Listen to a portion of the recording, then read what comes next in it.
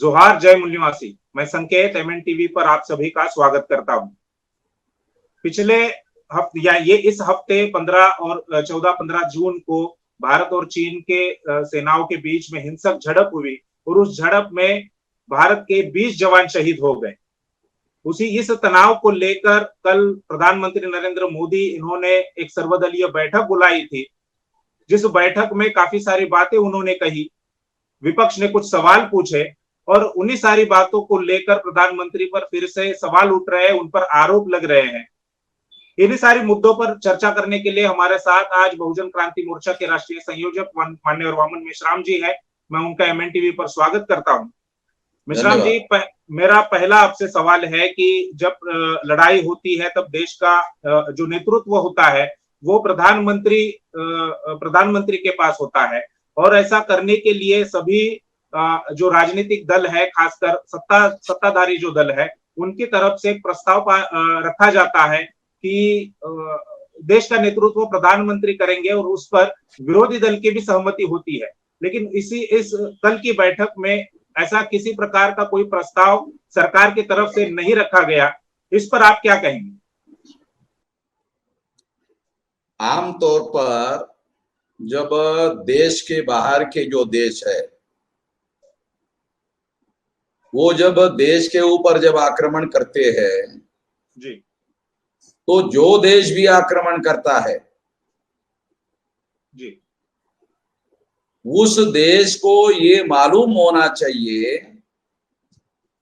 कि देश का नेतृत्व वर्ग जो सत्ताधारी पार्टी है और विरोधी पार्टी है वो सारे मिलकर एक आवाज में देश की रक्षा करने के लिए बोल रहे हैं। जी और जिस समय जो व्यक्ति के पास सरकार का नेतृत्व है जी वही देश का नेतृत्व कर रहा होता है। इसलिए सर्वदलीय बैठक में सत्ताधारी पार्टी के द्वारा ये प्रस्ताव रखा जाना चाहिए था कि प्रधानमंत्री को जो देश के ऊपर आक्रमण कर रहा है, अतिक्रमण कर रहा है या उसकी भूमि कब्जा कर रहा है, उसके विरोध में सर्वाधिकार दिया जाता है ताकि जो प्रधानमंत्री है वो पूरे शक्ति से कार्य करे, पूरे विश्वास और आत्मविश्वास से कार्य करे।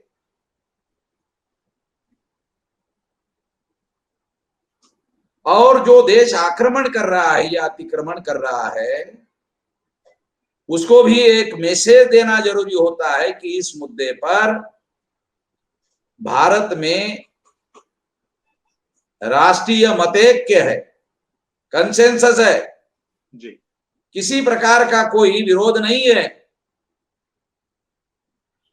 ये भी मैसेज आक्रांता जो देश है उसको दिया जाना जरूरी होता है।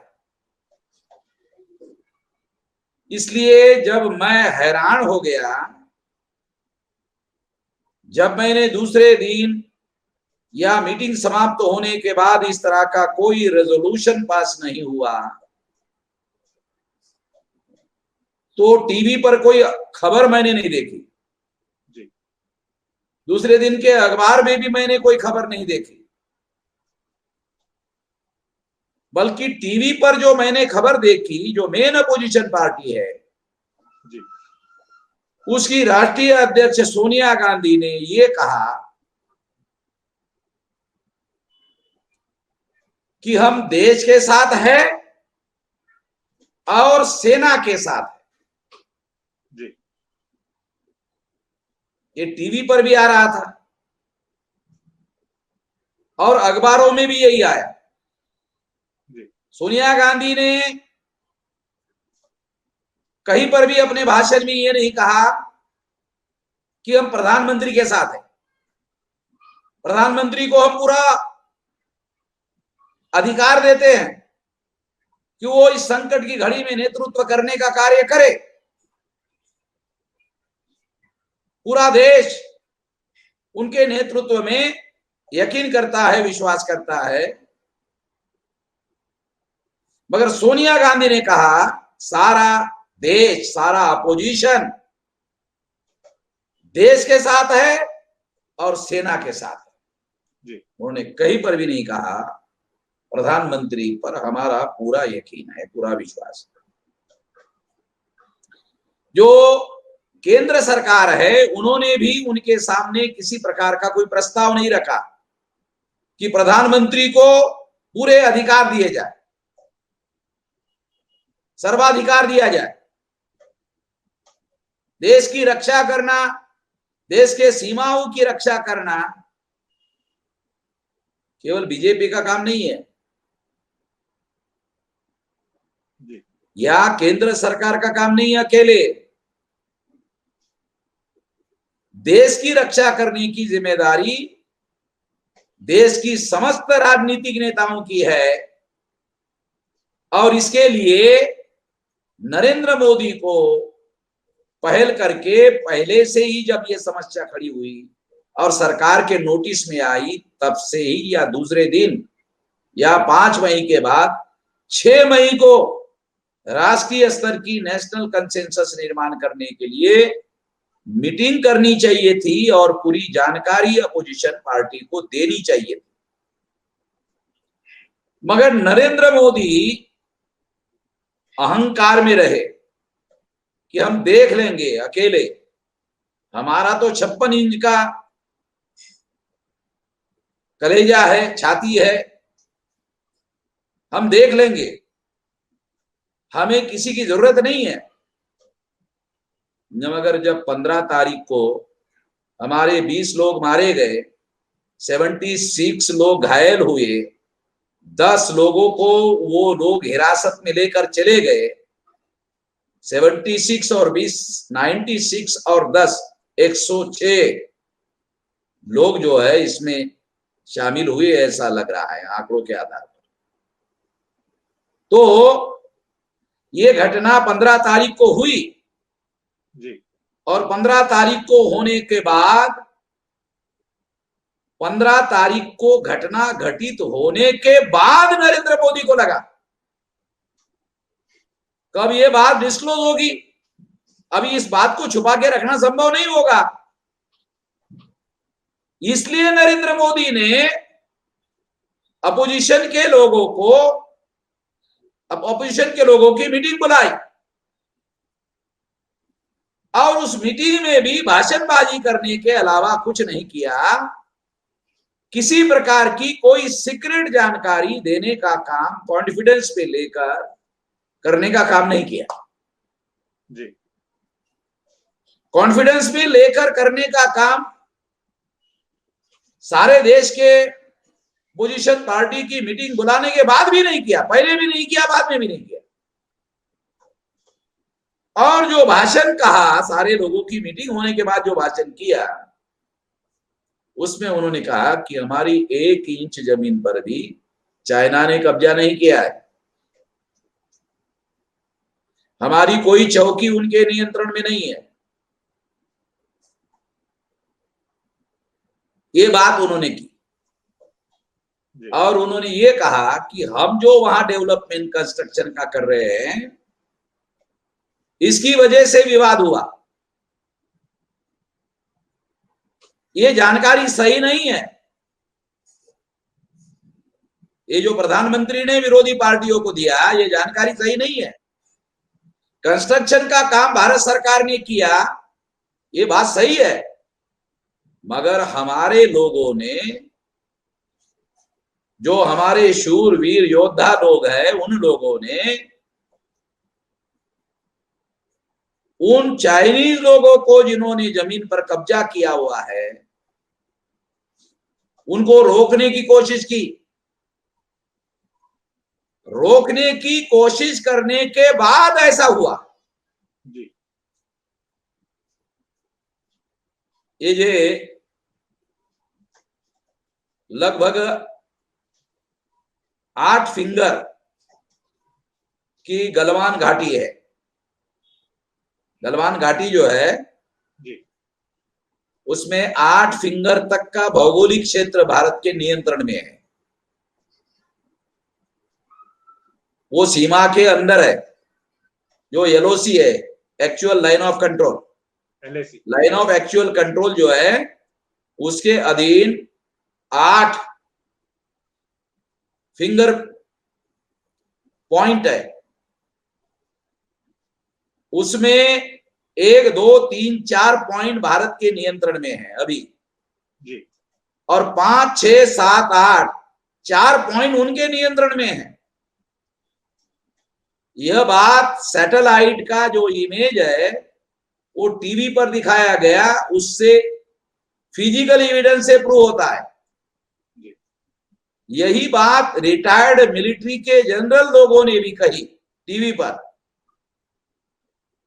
इसलिए यह कहना कि चाइना ने 1 इंच जमीन पर कब्जा नहीं किया है, तो फिर सवाल खड़ा होता है, मिलिट्री के जनरल झूठ बोल रहे हैं क्या? जो रिटायर्ड हो गए वो मिलिट्री के जनरल झूठ बोल रहे हैं?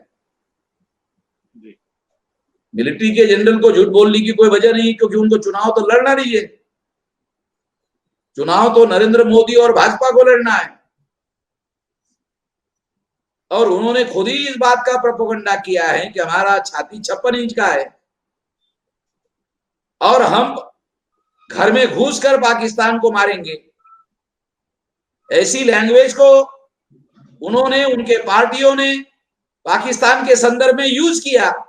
जी तो लोग ये उम्मीद करते हैं कि जो पाकिस्तान के साथ नरेंद्र मोदी ने व्यवहार किया, घर में घुसकर देखेंगे, तो भारत की जो प्रजा ऐसा सोचती है कि चाइना के भी घर में घुसकर नहीं तो कम से कम हमारा 8 फिंगर तक जो हमारी भूमि है, उस भूमि को तो हम लोगों को अपने कब्जे में लेना चाहिए, और उसके लिए तो दिलेरी और छाती और 56 इंच दिखाना चाहिए। ऐसी भारत की प्रजा सोचती है, और जब ऐसा होता नहीं है तो लोगों का यकीन और विश्वास जो देश का नेतृत्व करने वाला प्रधानमंत्री है उससे हट जाता है। इस वजह से ये झूठ बोला जा रहा है। जी ये प्रधानमंत्री के द्वारा जो झूठ बोला जा रहा है वो इस वजह से झूठ बोला जा रहा है क्योंकि मैंने खुद टीवी पे सैटेलाइट इमेज देखा, आंखों से देखा, टीवी वाले दिखा रहे, और मिलिट्री के रिटायर्ड जनरल भी यही कह रहे। तो ना मानने की कोई बात है नहीं। एक तरफ तो मेरे मन में ये बात आई है, इसलिए ये बात मैं कह रहा हूं। जी, एक तरफ प्रधानमंत्री ने कल कहा कि चीन 1 इंच भी जमीन चीन ने नहीं हासिल की है या नहीं कब्जा किया है, और दूसरी तरफ सैटेलाइट इमेज की आपने बात की, लेफ्टिनेंट जनरल रिटायर्ड पनाग जो है उन्होंने एक आर्टिकल लिखा था, और उस आर्टिकल में उन्होंने कहा कि लगभग 3 हिस्सों से चीनी सैनिकों ने कब्जा कर लिया है, और ये बहुत यानी 60 किलोमीटर के ऊपर का एरिया एक हिस्से का है। ऐसे 3 हिस्से की उन्होंने उस आर्टिकल में बात कही है। तो क्या ऐसे माना जाए कि प्रधानमंत्री ये मान रहे हैं कि हमने उनको जमीन दे दी है, चीन को जमीन दी है, ऐसा कहा जा सकता है? प्रधानमंत्री ने ये जो बयान दिया कि हमारी कोई 1 इंच जमीन पर चाइना ने कब्जा नहीं किया है, कब्जा करने के बाद जी कब्जा किया, मगर प्रधानमंत्री ने ये कबूल नहीं किया। विरोधी पार्टी के लोगों को कॉन्फिडेंस में लेकर ये बताया नहीं जी, और इसका परिणाम ये हुआ कि चाइना के द्वारा ये घोषित किया गया कि पूरी की पूरी गलवान घाटी हमारी है। ऐसा बयान देने की वजह से ये संकट खड़ा हुआ। यानी चाइना को फायदा हुआ इस बयान से, प्रधानमंत्री इस बयान का चाइना को फायदा हुआ ये कहने का। चाइना ने क्या सोचा, अरे हमने जमीन इन लोगों की कब्जा करने के बावजूद भी उस देश का प्रधानमंत्री कह रहा कि 1 इंच जमीन भी हम लोगों ने हड़पी नहीं है। इससे उनका हौसला बढ़ गया कि भारत का प्रधानमंत्री इस जमीन को हासिल करने के लिए केवल चर्चा करना चाहता है और किसी प्रकार की कोई लड़ाई नहीं लड़ना चाहता है। तो इससे इनकरेज होकर, हौसला बढ़कर उन लोगों ने पूरे गलवान घाटी को ही हमारी भूमि है ऐसा घोषित कर दिया। इस बयान का चाइना ने फायदा उठाया। यह और ज्यादा दुखद बात है। दूसरी एक बात और भी कहना चाहता हूं कि यदि हमारी कोई भूमि पर उन्होंने कब्जा नहीं किया, किसी प्रकार की भूमि पर कब्जा नहीं किया चाइना ने, जैसा प्रधानमंत्री कहते हैं, चलो मान लेते, प्रधानमंत्री की बात पर यकीन कर लेते कि किसी भूमि पर, इंच पर भूमि पर कब्जा नहीं किया। फिर कई दिनों से मिलिट्री के जनरल लेवल के अधिकारियों के साथ चाइना के आप किस मुद्दे पर बात कर रहे हैं? आपकी कोई इंच भर जमीन तो उन्होंने कब्जा नहीं किया। जब इंच भर जमीन कब्जा नहीं किया तो आप वार्ता किस मुद्दे पर कर रहे हैं? जो हमारे 20 लोग मरे, अगर हमारी इंच भर जमीन भी उन्होंने कब्जा नहीं किया तो वो मरे क्यों? किस लिए मरे? ये सवाल है। तो प्रधानमंत्री ने जो जवाब दिया उस जवाब से संतुष्टि कम हुई और नए सवाल ज्यादा पैदा हो गए। और ज्यादातर लोगों का ओपिनियन ये बना कि प्रधानमंत्री देश से छुपाने का काम कर रहे। अब इस वजह से प्रधानमंत्री के बयान से ये अविश्वास और ज्यादा गहरा हो गया। इस बयान को लेकर पीएमओ के जो प्रधानमंत्री कार्यालय है उन्होंने स्पष्टीकरण दिया है कि प्रधानमंत्री का ये बयान कि एक इंच भी जमीन एक इंच भी जमीन पर चीन ने कब्जा नहीं किया है, यह बयान 15 तारीख के संदर्भ में था। ऐसा उन्होंने अभी 2 घंटे पहले पीएमओ ने इसका स्पष्टीकरण दिया। तो मेरा ये कहना है कि ठीक है, 15 तारीख के संदर्भ में उन्होंने ये कहा जी, तो क्या वो ये कहना चाहती कि 15 तारीख के बाद उन्होंने कब्जा किया? 15 तारीख के पहले नहीं किया? हम भी तो यही कह रहे हैं कि 15 तारीख की जो घटना घटित हुई, ये जो लोग 20 लोग मारे गए, ये तो 15 तारीख को मारे गए जी। इसका मतलब है 15 के पहले जो 14 है, 13 है, 12 है, ये जो वार्ताएं हुई चाइना के साथ वो किस मुद्दों को लेकर हुई? और अगर ये बयान मान लिया जाए कि 15 तारीख को जो हमारे लोग मारे गए, तो मारे गए उसके संदर्भ में जी, मान लिया जाए थोड़ी देर के लिए उसके संदर्भ में, मगर इसमें जानकारी कहां है कि आखिर हमारे लोग मारे क्यों गए? क्या केवल इसलिए मारे गए क्योंकि उनके पास हथियार नहीं थे? जो जानकारी सामने आई है, चाइना के लोगों ने कब्जा की हुई जमीन को खाली करने के लिए भारत मिलिट्री के लोग गए थे, इसलिए उन लोगों ने उनको मारा।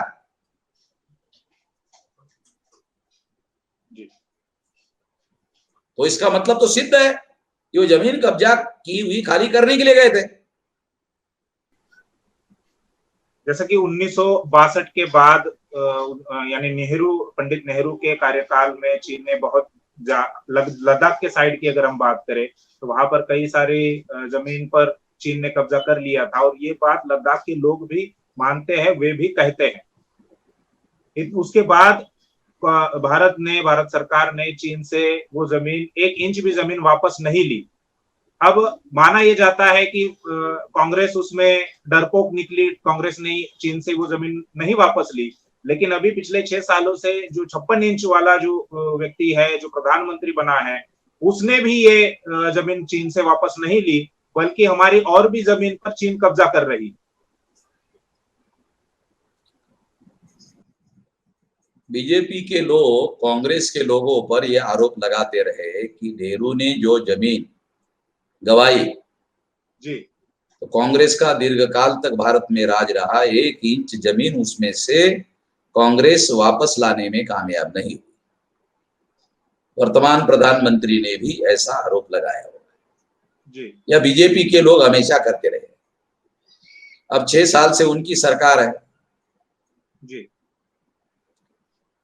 तो ये लोगों को, भारत के लोगों को ये उम्मीद थी कि 56 इंच की छाती रखने वाला आदमी नेहरू ने जो गवाई हुई जमीन है वो भी हासिल कर लेता, जी मगर उसमें नरेंद्र मोदी के द्वारा जो सरकार चलाई जा रही है उन्होंने भी 1 इंच जमीन हासिल नहीं की। एक बात। दूसरा, जी 1 इंच जमीन तो हासिल नहीं की, गलवान घाटी की जमीन गवा दी, चाइना ने फिर कब्जा कर लिया। तो इसका मतलब है जो कांग्रेस के समय में नेहरू जी के द्वारा ऐसा हुआ था और उसको बीजेपी के लोग दोष दे रहे थे, तो बीजेपी के समय में भी ये जमीन उन्होंने कब्जा की है। जी तो इन्होंने भी भारत के जमीन की और सॉवरेंटी की सुरक्षा करने का काम किया, ऐसा नहीं कहा जा सकता, ये नहीं माना जा सकता। जी बल्कि नेहरू के समय की जमीन के रेफरेंस में लोगों को सारी जानकारी हुई और बीजेपी की सरकार ज्यादा से ज्यादा छुपाने का काम कर रही है। ये देश के प्रति अपराध करने का कार्य है जो छुपाने का काम हो रहा है। भारतीय और ये छुपाने का काम इसलिए हो रहा है कि उनको ऐसा लगता है कि अगर ये डिस्क्लोज हो गया तो आने वाले समय में जो चुनाव है उस चुनाव में हमारा क्या होगा, और ये चुनाव में मुद्दा बन जाएगा। तो देश की रक्षा को उन्होंने चुनावी मुद्दा बनाने का सोचा और चुनावी मुद्दा बन जाएगा, इस डर की वजह से जानकारी छुपाने का काम हो रहा है। जी जी जो बहुत ज्यादा दुख की बात है। जी सारे देश के अपोजिशन के लोगों को पूरी जानकारी देकर कॉन्फिडेंस भी लेने की जरूरत थी, तो नहीं हुआ। जी होना चाहिए था जी जी कि भारत की सुरक्षता, भारत की सिक्योरिटी और सॉवरेंटी ये किसी एक पार्टी का एजेंडा नहीं है, जी सारे देश के लोगों का एजेंडा है। जी भारत के 20 जवान शहीद हो गए हैं और उसके अलावा जो 10 जवान जिसमें कुछ अधिकारी भी थे उनको पकड़ लिया गया था, उनको छोड़ दिया गया। 76 से ज्यादा लोग अस्पताल में भर्ती है, यानी कुल मिलाकर 110 से ज्यादा लोग जो है जवान जो है वो उस पर इस हमले का उन पर असर हुआ है। और चीन की तरफ से अगर हम देखें तो चीन में किसी चीनी सैनिक की मौत हुई या उनको कुछ नुकसान हुआ ऐसा दिखाई नहीं दे रहा, बल्कि मीडिया के द्वारा ये बताया जा रहा है कि 4 लोग मरे, को कुछ मीडिया हाउस कह रहे हैं कि 43 लोग मरे, लेकिन आधिकारिक बयान ना भारत सरकार की तरफ से आया और ना ही चीन की तरफ से, चीन की सरकार ने इस प्रकार का कोई बयान दिया है कि उनको कितना नुकसान हुआ, उनके कितने सैनिक मारे गए। तो ऐसा क्यों हो रहा है? क्या वाकई में चीन के कुछ सैनिक मरे हैं या नहीं? हमारे लोग जो जगह खाली करने के लिए गए थे वो हथियारबंद नहीं थे जी उनके पास हथियार नहीं थे। फॉरेन मिनिस्टर ने कहा उनके पास हथियार थे, गलत बात है, बल्कि समझौता होने की वजह से हथियार नहीं लेके जा सकते। शरद पवार जी ने जो कहा वो बात सही है। जी तो जब हमारे सैनिक, जो बहादुर सैनिक थे, योद्धा थे, जो शहीद हो गए, वो लोग बगैर हथियार के गए थे,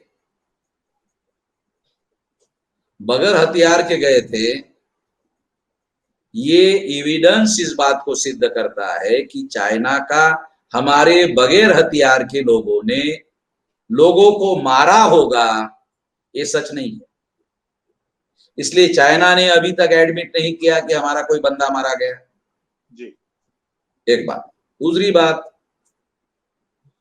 यदि चाइना के लोग मारे गए होते तो ये बात छुप नहीं सकती। ये बात किसी न किसी तरीके से मालूम हो जाती। कम्युनिस्ट पार्टी का राज है तो 100% बातें वो छुपा सकते हैं, ऐसा नहीं। जो सर्कमटेंशियल एविडेंसेस है उसके अनुसार उनके लोग मारे गए होंगे, ऐसा लगता नहीं, क्योंकि हमारे लोगों के पास हथियार ही नहीं थे। उनके एरिया में घुस गए थे। जो जमीन हमारी है मगर उनके कब्जे में है, उनके एरिया में बगैर हथियार से घुस गए थे, इसलिए उन्होंने मारा। और उनके बाद जो रॉड थे वो नुकीले रॉड थे, ऐसा रिपोर्टिंग आया है जी। उसका उन्होंने उपयोग किया। हमारे लोगों के पास किसी प्रकार के कोई हथियार नहीं थे, इसलिए हमारे लोगों की कैजुअलिटी हुई। जी। उनके लोग मारे गए हैं, ऐसा गोदी मीडिया, जो मोदी का रखवाला करने वाला, जो हाजी हाजी करने वाला जो मीडिया है, वो कह रहा है। जी। एक बात। दूसरी बात, चाइना ने इस बात को कबूल नहीं किया। प्रधानमंत्री ने या पीएमओ कार्यालय ने अधिकृत रूप से उनके लोग मारे गए ऐसा कुछ नहीं कहा। जी। जो हमारे सैनिक 76 सैनिक हॉस्पिटल में एडमिट है, उन लोगों के द्वारा बताया जा सकता था एविडेंस, मगर उन्होंने भी कुछ नहीं बताया। इसके बावजूद भी 10 अधिकारी, उसमें 3-4 बड़े रैंक के अधिकारी जो है, कर्नल और मेजर रैंक के अधिकारी, मिलिट्री के अधिकारियों ने कब्जे में लिए हुए थे। और अगर उन्होंने, हमारे लोगों ने उनके लोग मारे होते तो वो 10 लोगों को भी वो मार देते, छोड़ते नहीं।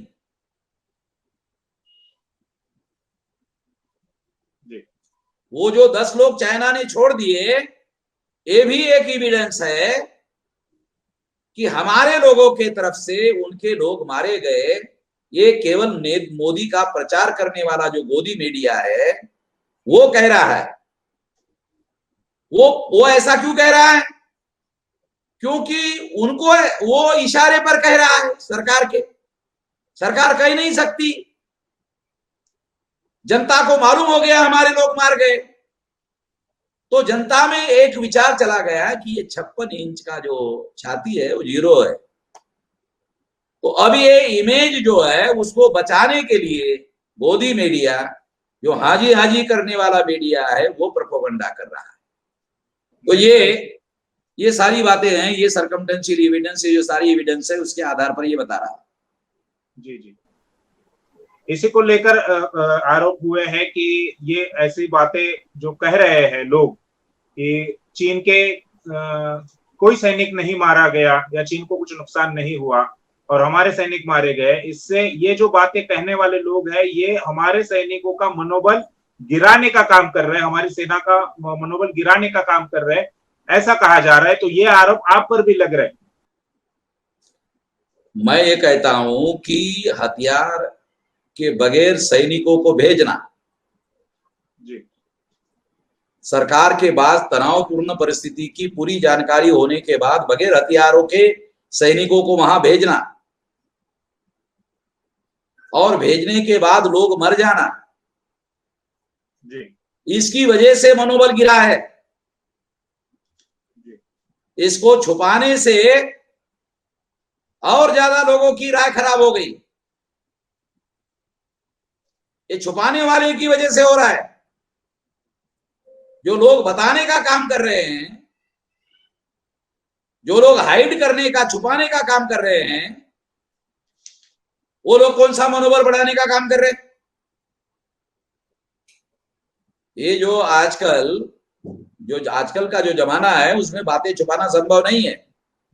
और अपोजिशन पार्टी के लोगों को जब आपने कॉन्फिडेंस में लिया ही नहीं, जब आपने देश की रक्षा और सार्वभौमत्व की रक्षा करना अपनी अपनी बपोती मान ली, तो अपोजिशन वाले लोग इस बात को अगर उठाते हैं तो इसमें सेना का मनोबल नहीं है, आपका 56 इंच कम होता है। सेना का नाम काहे के लिए ले रहे हो? सेना का मनोबल गिरता नहीं है छोटी मोटी बातों से। सेना तो योद्धा लोगों की होती है, छोटी मोटी बातों से उनका मनोबल नहीं गिरता है। ये जो सर्वदलीय बैठक कल हुई, उस बैठक में विपक्ष की तरफ से कई सारे सवाल पूछे गए। क्या आपको लगता है कि प्रधानमंत्री नरेंद्र मोदी जी ने उन सभी सवालों के समाधानकारक या संतोषजनक जवाब दिए हैं, या उनसे कुछ अलग सवाल निर्माण हुए? हाँ, उनसे दूसरे सवाल पैदा हो गए। जैसे फॉर एग्जाम्पल, यदि हमारी जमीन चाइना ने हासिल नहीं की, कब्जा नहीं किया, तो आप चाइना के अधिकारियों के, कमांडरों के साथ में किस मुद्दे पर वार्ता कर रहे हैं? पहला सवाल। एक बार बात किया, 2 बार बात किया, कई बार बात किया, और बात बेनतीजा निकली। ऐसी अखबार में खबरें आई, टीवी पे खबरें आई। किस बात की खबरें? कौन सी बातों पर भारत सरकार बात कर रही है जो बेनतीजा निकली? सरकार क्यों छुपा रही है इस बात को? दूसरी और एक बात, अगर जमीन कब्जा नहीं किया तो हमारे जो योद्धा है, सैनिक है, वो वहां पर किस काम के लिए गए थे? उन्होंने जो जमीन कब्जा की हुई है, उस जमीन पर जो कोई चीज बनाई है उसको हटाने के लिए गए थे, ऐसी खबरें हैं जी। इस वजह से ये हिंसक मामला खड़ा हुआ। जी। तो ये बातें छुपाई तो नहीं जा सकती। तो इसलिए ये सवाल खड़ा होता है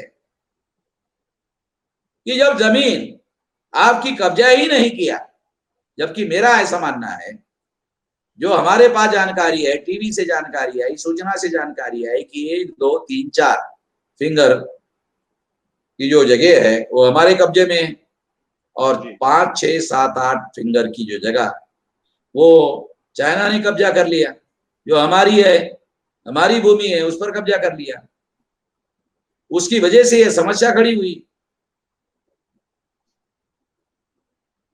तो इसका प्रधानमंत्री ने जो भाषण दिया, जवाब देने की कोशिश की, उस जवाब से कि कोई 1 इंच भी जमीन पर कब्जा नहीं किया, तो फिर ये सैनिक किस लिए गए थे?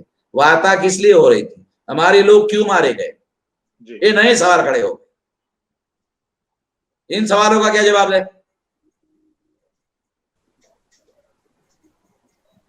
जी, सोनिया गांधी ने उस मीटिंग में कहा कि ये मीटिंग पहले होनी चाहिए थी, 5 जून को होनी चाहिए थी, जब ये तनाव बढ़ रहा था या तनाव चल रहा था, और ऐसा नहीं हुआ, बहुत लेट हो गया, बहुत देर हो गई, ऐसा भी उन्होंने कहा। क्या आपको लगता है कि ये ईवीएम की वजह से सत्ता मिल रही है और इसी वजह से विपक्ष को विश्वास में नहीं लेने की जरूरत है, ऐसा प्रधानमंत्री ने सोचा और इस वजह से उन्होंने इतनी देर कर दी ये सर्वदलीय मीटिंग बुलाने के लिए? संकेत जी, सरकार जिन्होंने बनाई उनको मालूम है कि हम ईवीएम की वजह से चुनाव और 2024 का जीत सकते हैं। तो अपोजिशन पार्टी को गिनती में लेने की जरूरत नहीं है। अपोजिशन पार्टी के पास 55 मेंबर भी नहीं है, जो अधिकृत आंकड़ा होता है विरोधी पार्टी का। तो उसकी चिंता करने की क्या जरूरत है? ये सारा संकट ईवीएम मशीन की वजह से पैदा हो गया। ईवीएम मशीन वो कारण है जिसकी वजह से प्रधानमंत्री को या बीजेपी को लगता है कि विरोधी पार्टी की चिंता करने की कोई जरूरत नहीं जी। और इसके बावजूद भी हम लोग चुनाव जीत सकते हैं, ऐसा आत्मविश्वास ईवीएम की वजह से उनके अंदर है। और इस वजह से ये मीटिंग बुलाने की उन्होंने जरूरत नहीं समझी,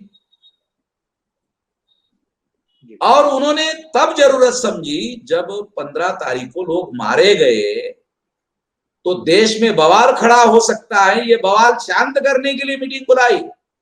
जी।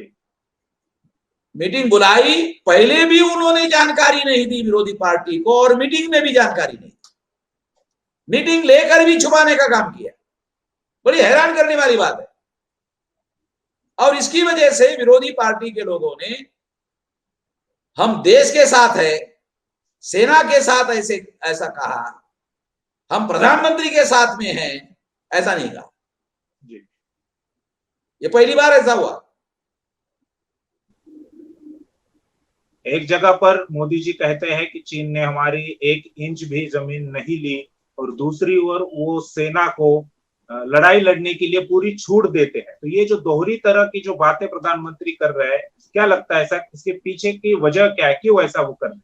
मुझे ये समझ में नहीं आता कि जब आपकी जमीन उन्होंने कब्जा ही नहीं किया तो सेना को पूरी छूट दे दी गई, जी, इसका क्या मतलब है? इसका तो कोई मतलब निकल नहीं रहा है। जी, हाँ, अगर आप एडमिट करते हैं कि हमारी जमीन कब्जा किया और उस कब्जाई हुई जमीन को वापस लाने के लिए सेना को पूरे अधिकार दिए जाते हैं, अगर वो ऐसा कहते हैं तब तो ये बात तर्कसंगत मानी जा सकती है। मगर प्रधानमंत्री इस बात को छुपा रहे हैं। प्रधानमंत्री क्यों छुपा रहे हैं? क्योंकि ये संकट उन्होंने खुद ही पैदा किया। अगर उन्हें 56 इंच की बात नहीं की होती तो ये बताना उनके लिए आसान होता। उन्होंने जो 56 इंच बता के रखा हुआ है और पाकिस्तान के बारे में ये कह के रखा घर में घुस के मारेंगे, जी, तो चाइना पर तो ये दाव नहीं चलाया जा सकता घर में घुस के मारेंगे। है, जहां तक घर में घुस के मारेंगे तो चाइना ने घर में घुस के मारा, चाइना ने मारा घर में घुस के हमारे 20 लोगों को, 76 लोगों को इंजोर्ड किया और 10 लोगों को अरेस्ट करके लेके गए। और भारत सरकार ने, ये हैरान करने वाली बात है कि 10 लोगों को अरेस्ट करके लेके गए, ये बात भी भारत सरकार ने अभी तक छुपाई, अभी तक नहीं बताई कि 10 लोगों को अरेस्ट करके लेके गए। बल्कि भारत सरकार ने यह कहा कि चाइना के नियंत्रण में हमारे कोई सैनिक नहीं है। जी, ऐसा बयान सरकार ने देने के बाद फिर चाइना ने घोषणा किया कि हमने भारत के 10 सैनिक को छोड़ दिया है। जी, ऐसा बयान चाइना की तरफ से आया। जी, वो भारत सरकार छुपाने का काम कर रही है, इसलिए नंगा करने का काम चाइना वाले कर रहे हैं। नरेंद्र मोदी को, भाजपा की सरकार को नंगा करने का काम कर रहे हैं। जी, समझ रहे हो क्या? जी, जी। हाँ, वो इनको नंगा कर रहे हैं भारत के लोगों के सामने। जी, और जब वो ऐसा कह रहे हैं कि 10 लोगों को हमने छोड़ दिया, उसके बाद भी अभी तक भारत सरकार का बयान नहीं आया कि हमारे 10 लोग अरेस्ट करके वो लेके गए, अभी तक एडमिट नहीं किया। जी, विदेश मंत्रालय की तरफ से ऐसा कोई बयान नहीं आया। एक आखिरी सवाल है जिस पर मैं कंक्लूड करना चाहूंगा। अभी जो तनाव चल रहा है उसको लेकर भारत में चाइनीज प्रोडक्ट का बायकॉट होना चाहिए या चाइना का बायकॉट होना चाहिए, उस प्रकार की बातें हो रही है। और दूसरी तरफ जो है वो भारत सरकार चाइनीज कंपनियों को भारत में इन्वेस्ट करने के लिए दरवाजे खोल रही है। कई सारी कंपनियों, चाइनीज कंपनियों ने भारत में इन्वेस्टमेंट किया है। और जानकारों का इसको लेकर कहना है कि भारत की अर्थव्यवस्था इससे आत्मनिर्भर नहीं बनेगी बल्कि चीन पर निर्भर बन जाएगी। तो उस पर आपकी क्या टिप्पणी है, क्या कहेंगे आप? भारत सरकार ने हमारी 1 इंच जमीन कब्जा नहीं किया चाइना ने, जी, ये स्टेटमेंट देने का एक अर्थ है कि भारत सरकार चाइना के साथ कोई लड़ाई नहीं करना चाहती। जी, अगर कब्जा किया ऐसा एडमिट करते हो तो भारत की प्रजा का नरेंद्र मोदी के ऊपर इतना दबाव बढ़ जाएगा, इतना दबाव बढ़ जाएगा, लोग बोलेंगे या तो लड़ाई करो या तो इस्तीफा दो। जी, इस वजह से जमीन कब्जा नहीं किया ऐसा कह रहे हैं। सेना को हमने पूरा अधिकार दे दिया ये भी कह रहे हैं। ये केवल ब्रेव फेस जनता के सामने बताने का है जी और कुछ नहीं है। और इसके पीछे कोशिश ये है कि चाइना के साथ जो आर्थिक व्यवहार है वो आर्थिक व्यवहार बना रहना चाहिए, वो खत्म नहीं होना चाहिए। इस नीति पर आगे भी भारत सरकार चलना चाहती है, नरेंद्र मोदी की सरकार चलना चाहती है, ये संकेत मिल रहे इसकी बातों से। जी जी इसलिए भारत की प्रजा जो कह रही है कि चाइना के सामान पर बहिष्कार करना चाहिए वगैरह वगैरह, जी जब तक सरकार इसमें इन्वॉल्व नहीं होगी और पीएमओ ऑफिस इसमें इन्वॉल्व नहीं होगा, तब तक इसमें कोई बहुत बड़ा काम होने की संभावना नहीं है। और सरकार की तरफ से ऐसा स्टैंड लेने की कोई दूर दूर तक हमें नजर नहीं आता है। और जहां तक आत्मनिर्भरता का सवाल है, जी अगर भारत को आत्मनिर्भर बनाने का काम करना होगा तो आत्मनिर्भरता के लिए एससी एसटी ओबीसी और माइनॉरिटी के जो लोग हैं उन लोगों को भी भारत के इकोनॉमिकल डेवलपमेंट में इन्वॉल्व करना पड़ेगा, तो इससे उनकी आर्थिक हालत सुधर जाएगी। तो ये लोगों की जो पॉलिसी है, जो ब्राह्मण लोगों का कब्जा है, अगर इन लोगों की आर्थिक हालत सुधर गई, अगर ये स्वाभिमानी लोग हो गए, अपने साधनों संसाधनों पर आत्मनिर्भर हो गए, अगर भारत आत्मनिर्भर होता है तो चाइना क्यों आके दिखाता है? एससी एसटी ओबीसी माइनॉरिटी के लोग अपना अगर आत्मनिर्भर होते हैं तो ब्राह्मणों को आके दिखाते हैं। तो इसलिए भारत को आत्मनिर्भर करने का काम केवल ट्रेडिशनल जो बनियागिरी करने वाले जो बनिया लोग हैं, वैश्य लोग हैं, उनके ऊपर भारत सरकार का आत्मनिर्भरता का कार्यक्रम नहीं सफल हो सकता। जो ट्रेडिशनल इंडस्ट्री और व्यापार चलाने वाले लोग हैं, भारत के समस्त लोगों को इसमें शामिल करना पड़ेगा। एक ये बात। दूसरी बात, जैसे जापान का इंडस्ट्रियलाइजेशन हुआ तो वहां भी एक प्रभु वर्ग था, उन्होंने अपने देश के लिए अपना प्रभुत्व सामान्य जनता में विलीन कर दिया और सामान्य जनता को भी राष्ट्र निर्माण के कार्य में लगाया, तब जाकर जापान दुनिया की महाशक्ति बनी।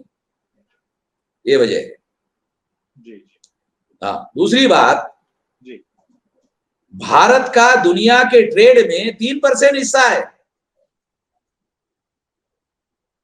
ये जो अपनी बहुत डिंगे हाँकने वाले लोग हैं, मेरिट की बात करने वाले लोग हैं कि हमारे पास बहुत बड़ा मेरिट है, कहाँ है? तुम शेड्यूल कास्ट के साथ अपना मेरिट दिखाते हो, आदिवासियों को अपना मेरिट दिखाते हो, बैकवर्डों को अपना मेरिट दिखाते हो, अमेरिका को तो मेरिट नहीं दिखाते। हाँ, अमेरिका को मेरिट नहीं दिखाते, यूरोपियन लोगों को मेरिट नहीं दिखाते, अंग्रेजों को मेरिट नहीं दिखाते। तुम्हारा जो मेरिट है वो एससी एसटी ओबीसी के सामने बताते रहते हो, तो नालायक लोगों का काम। और इस वजह से दुनिया के ट्रेड में भारत का हिस्सा केवल 3% है। जो इकोनॉमी दुनिया की दूसरे तीसरे नंबर की इकोनॉमी बनाना चाहता है, उसका ट्रेड में हिस्सा केवल 3% है। तो 3% हिस्सा ट्रेडिशनल जो बनियागिरी करने वाले लोगों के भरोसे पर भारत को महान बनाने का काम नहीं किया जा सकता। भारत को तभी महान बनाया जा सकता जब निचले तबके के लोगों को इस महान बनाने के काम में शामिल करवाया जाए, वैसी पॉलिसी बनाई जाए। बल्कि उसके उल्टा पॉलिसी बनाई गई है। आइडिया ऑफ जस्टिस में अमर्त्य सेन ने लिखा, मौर्य के समय में भारत का जीडीपी 31% था। अमेरिका जो दुनिया की सबसे बड़ी इकोनॉमी है, उनका भी कभी 31% नहीं रहा, मगर मौर्य के समय में भारत का जीडीपी 31% था। मौर्य का राज ब्राह्मणों का रास्ता थोड़ी था, वो तो मूल निवासियों का रास्ता। जिन लोगों को ये लोग कहते हैं कि इनके पास कोई मेरिट नहीं है, उन लोगों का 31% जीडीपी था। तो भारत को महान बनाने का रास्ता उन तमाम निचले तबके के लोगों को ऊपर उठाने की पॉलिसी बनानी होगी, उसमें से गुजरता है। और ऐसी पॉलिसी नरेंद्र मोदी नहीं बना सकते, क्योंकि ऐसी पॉलिसी बनाते ही नरेंद्र मोदी को, जो ब्राह्मण है, वो हटा देंगे। बीजेपी नरेंद्र मोदी की नहीं है, बीजेपी आरएसएस की है, बीजेपी ब्राह्मणों की है, वो उसको हटा देंगे। तो ये ध्यान रखना जरूरी है। जी जी जी मेश्राम जी, शुक्रिया, आपने बहुत सारी जानकारी चीन और भारत के बीच में जो विवाद चल रहा है उसके ऊपर दी हमें। और भारत को अगर आत्मनिर्भर बनाना है तो SC ST OBC minority NT DNT VJNT ये जो निचला तबका है उनको आत्मनिर्भर बनाए बगैर भारत को आत्मनिर्भर नहीं बनाया जा सकता। और खास तौर पर प्रधानमंत्री की जो सर्वदलीय बैठक हुई उसमें प्रधानमंत्री ने जिस प्रकार से झूठ का सहारा लेकर कुछ बातें कही उसका भी पर्दाफाश आपने किया, इसलिए हम आपका फिर एक बार शुक्रिया अदा करते हैं और यही रुकते हैं। आप देखते रहिए MN TV। धन्यवाद।